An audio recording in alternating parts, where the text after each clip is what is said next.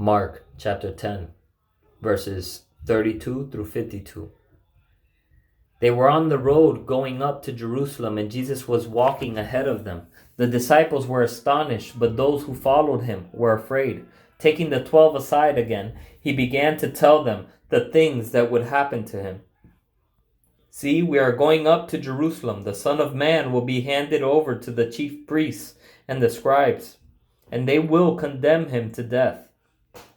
Then they will hand him over to the Gentiles, and they will mock him, spit on him, flog him, and kill him, and he will rise after 3 days." James and John, the sons of Zebedee, approached him and said, "Teacher, we want you to do whatever we ask you."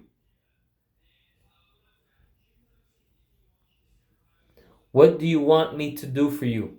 he asked them. They answered him, "Allow us to sit at your right and at your left in your glory." Jesus said to them, "You don't know what you're asking. Are you able to drink the cup I drink, or to be baptized with the baptism I am baptized with?" "We are able," they told him.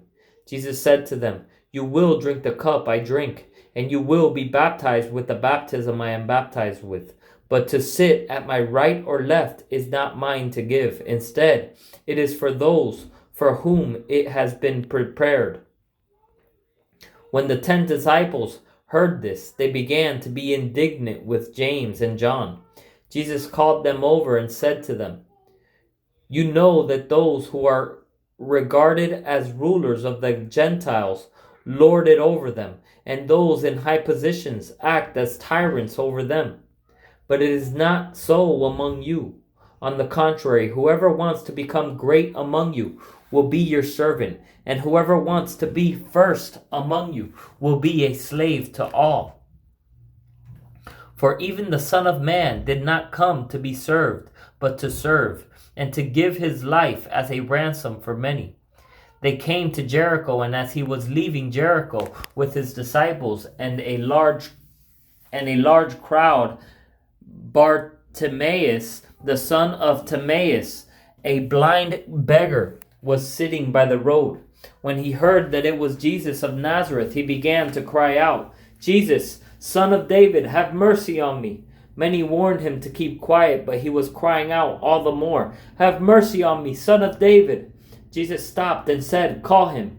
So they called the blind man and said to him, "Have courage, get up, he's calling for you."